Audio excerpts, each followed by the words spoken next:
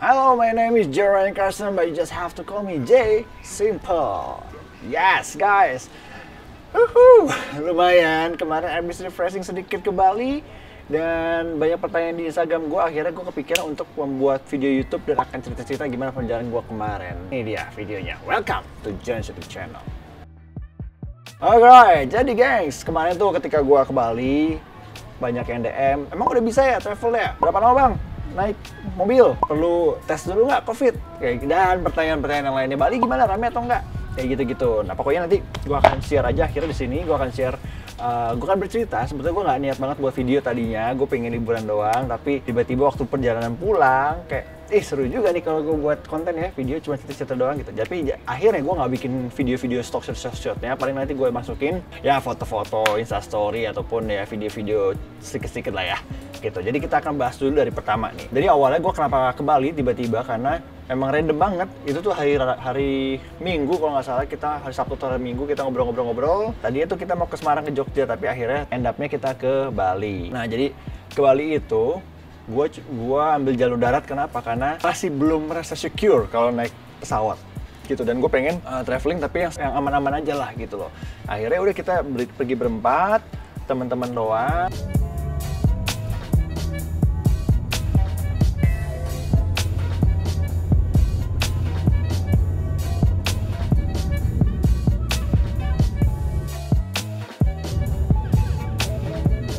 Dan juga kita tinggalnya di villa private, jadi bukan yang di hotel yang masih ketemu sama orang, enggak kayak gitu.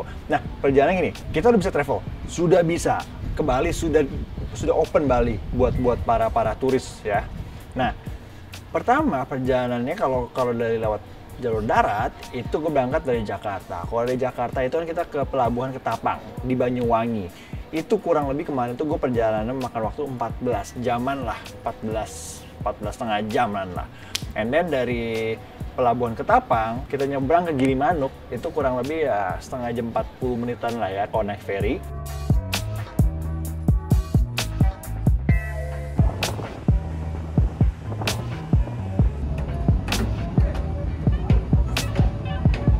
Dari Gilimanuk itu udah Bali kan. Nah tinggal kalian tujuan Balinya kemana. Kalau misalnya dari kemarin patokan gue tuh kalau dari Gilimanuk ke kotanya, ke pusat kotanya atau ke Sunset Road itu kurang lebih 3,5 sampai 4 jaman, tergantung kalian nyetirnya gimana ya.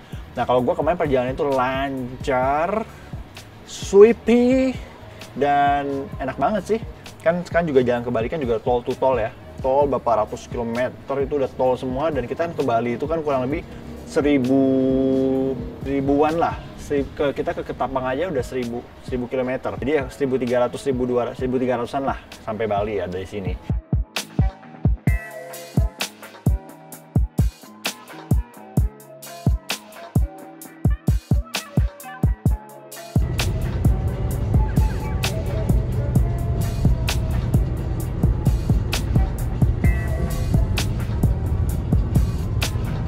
Kayak gitu, jadi total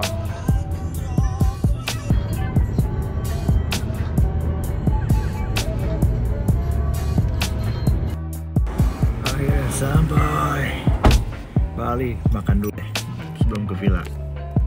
Yeah. So hungry, let's go. Oke, jadi totalnya itu perjalanan kurang lebih dari Jakarta sampai Bali itu memakan waktu 19 setengah jaman. Itu kalau gua kemarin ya kan. Kalau misalnya kalian bawanya lebih lama ya berarti bisa 20-an jam kayak gitu. Dan gue juga jalannya kemarin itu non-stop, cuma berhenti itu cuma ke rest area, cuma buat buang air kecil aja beberapa kali gitu. Sama ya sempet sih keluar beberapa kota, 2 kota kita sempet keluar untuk cari bensin karena kasihkan ngobrol kita lupa bensinnya sudah habis, jadi kita masih keluar ya. Tapi around 20 jam lah perjalanan ke sana kayak gitu. Itu yang pertama perjalanannya ya. Info yang kedua adalah soal naik ferry. Nah naik ferry itu sekarang harus belinya online ya, karena kan dengan ada pandemik dan protokol kesehatan dan sebagainya, sekarang nggak bisa nih kalian datang tiba-tiba kucuk-kucuk beli langsung di sana, nggak bisa. Jadi kalian harus beli online, dan beli online itu yang perlu kalian tahu adalah 5 jam, maksimal 5 jam sebelum keberangkatan ferry kalian harus booking. Jadi misalnya jam 9 kalian mau naik kapal ferinya, berarti jam 4 pagi itu kalian harus udah booking di websitenya kayak gitu ya. Jadi kalian memang mesti apa ya, perhitungin banget di tengah-tengah jalan, kira-kira kalian mau nyampenya jam berapa, kayak begitu, oke? Nah kalau gue sih kemarin di ferry juga sepi banget.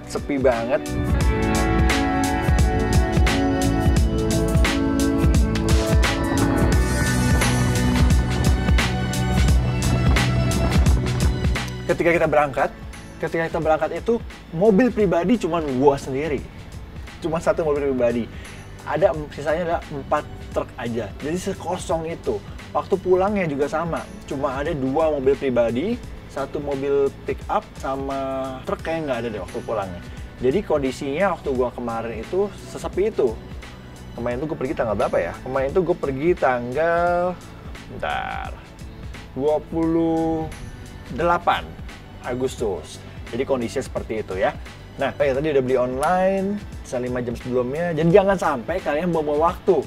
Ya, jadi harus dipasin banget. Jangan sampai ketika kalian nyampe nunggu masih kelamaan ferry cabutnya, atau kalian nyampe malah telat. Jadi kalian harus nunggu lagi buat 5 jam ke depannya untuk beli tiket ferry kayak gitu. Tapi kalau sepi kayak kemarin, kayak gua bilangnya jam 10 beli tiketnya, tapi jam 8-an kita udah sampai, kita langsung bisa masuk karena benar-benar kosong. Jadi kita silakan masuk langsung naik ferry. Itu keuntungannya. Kayak begitu. Next, hal yang perlu diperhatikan yang ketiga adalah dalam perjalanan kalian menuju ke Bali, road trip ke Bali saat ini, kudu bawa hasil tes COVID-19. Terserah mau PCR, mau swab, mau rapid serologi atau rapid swab, terserah, bebas apapun itu. Yang penting berlaku kalau rapid itu berlaku 14 hari semenjak kalian tes. Jadi pastikan tes dulu sebelum berangkat, karena kalau misalnya sampai sana kalian tidak membawa bukti atau hasil tes kalau kalian non reaktif atau negatif, kalian harus tes dulu di sana, nanti digiring dibawa ke ya nggak tahu di mana, kalian harus tes dulu di Gilimanuknya. Nah itu kan ribet kan, makan waktu. Jadi mendingan dari Jakarta kalian sudah sudah tes dulu dan kalian bawa buktinya kayak begitu ya. Bebas ya, sekali lagi tadi bebas mau rapid swab, mau rapid serologi. Ya sekarang rapid tuh udah banyak banget macamnya. Kalau gue kemarin pakai rapid serologi yang diambil darahnya, yang 1 hari jadi. Kalau nggak ya biasa tuh 6 jam juga udah jadi sih kalau di rumah sakit kayak begitu ya. Dan itu beneran dicek.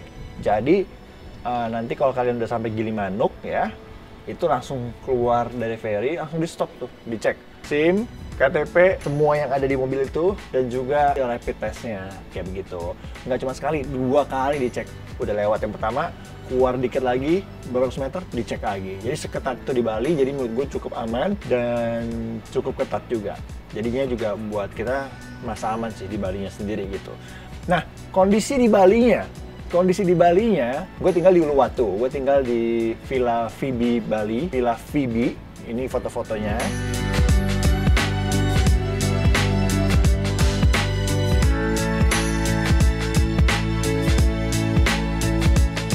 Jadi ini emang kamarnya, bukan kamar, ini villanya emang villa private. Jadi ketika kita booking, emang ini booking untuk 4 kamar, di situ ada 4 kamar. Emang untuk 4 yang itu masuk villa yang baru gitu. Jadi kita pun merasa nyaman di sini, kita merasa aman banget dengan fasilitasnya, dan juga karena kita tidak bersentuhan dengan orang lain, tidak bersentuhan dengan orang asing, bener-bener kita doang. Jadi kita sampai di Bali pun kita nginep di, ya udah kita berempat lagi kayak begitu.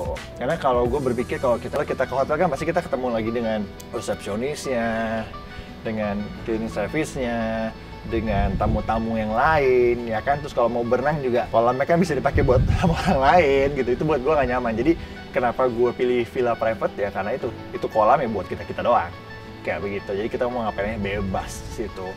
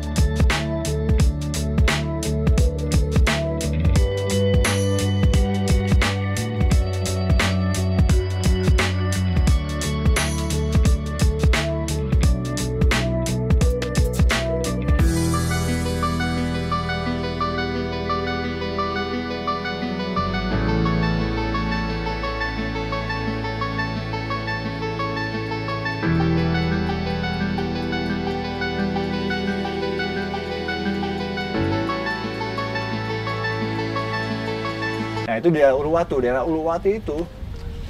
Kemarin tuh kondisinya gue pergi ke Palmilla, gue pergi ke mana Karma Beach. Dibilang sepi banget, kosong banget nggak, tapi sepi. Tapi udah mulai ada kehidupan. Tapi turisnya turis lokal kebanyakan. Situ nggak terlalu banyak bule.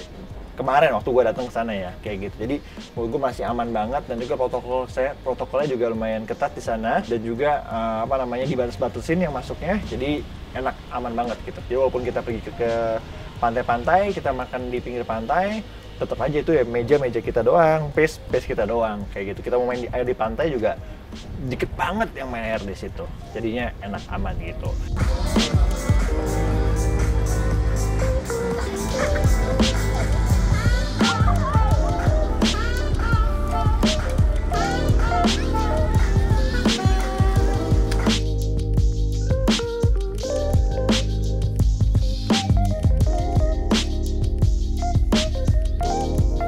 Nah, kalau gue ke Seminyak, kemarin kondisinya Seminyak itu sepi banget. Gue sampai bisa, ini fotonya gue bisa foto di tengah jalan. Itu biasanya tidak mungkin terjadi, biasa bener-bener padat banget, rame banget. Tapi kalian bisa lihat itu kosong melompong seperti itu. Itu nggak berhentiin mobil ya, itu bener-bener kosong, kita foto tengah jalan. Kayak gitu. Dan pertokoan juga ada lumayan banyak yang buka. Gitu, tapi yang masih tutup juga ada. And then kalau di daerah Sunset Road sangat sepi banget, di situ sepi banget. Katanya kalau bule-bule itu di daerah Canggu yang rame. Cuman kemarin gue nggak ke Canggu kayak gitu. Terus kalau daerah apa lagi ya? Daerah Kute sepi. Denpasar, kalau Denpasar rame lah karena banyak orang-orang lokal kan Bali kan tinggalnya di Denpasar. Jadi kalau Denpasar udah rame, orang-orang Bali juga udah mulai melakukan aktivitasnya seperti biasa kayak gitu.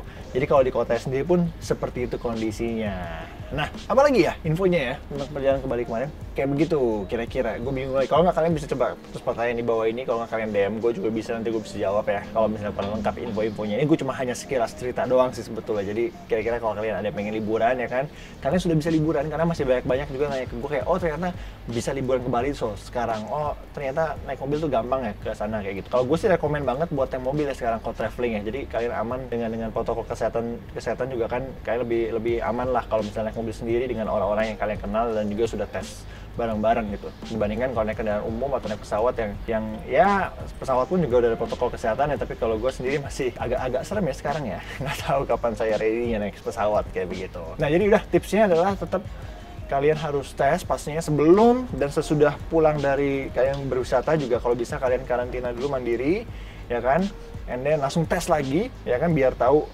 biar memastikan kalau kalian tuh tetap aman kayak begitu ya. Dan jangan terlalu banyak kontak sama orang-orang asing, tetap pasti masker, hand sanitizer selalu ada di kantong gua pastinya. Dan ya kita bisa berliburan, kita bisa have fun, tapi tidak melupakan atau tidak lengah untuk menjaga kesehatan kita sendiri karena pandemi COVID-19 is real ya kan. Sampai saat ini pun juga kayak yang buat gue kaget kemarin, Dwayne Johnson, The Rock, and family bisa kena loh. Badan segede itu. Badan segede itu, eksklusif banget kan, di rumahnya doang nge-gym, apa-apa aktivitas di rumahnya, tapi bisa kena juga. Ya artinya semua orang bisa kena lah, kayak gitu. Jadi kita cuma bisa waspada aja karena kita nggak pernah tahu kan titik sekecil itu virus itu bisa berada di manapun. Kayak begitu ya. So itu dia, semoga bisa bermanfaat video ini. Kalau kalian pengen liburan, selamat liburan, tapi jaga diri dan jaga orang sekitar dan jaga-jaga keluarga yang kalian sayangi ya. Terima kasih semuanya yang sudah nonton video ini, and please do subscribe kalau belum subscribe, like and comment juga. Terima kasih. Always be careful, cause your best. See you next video. Bye bye.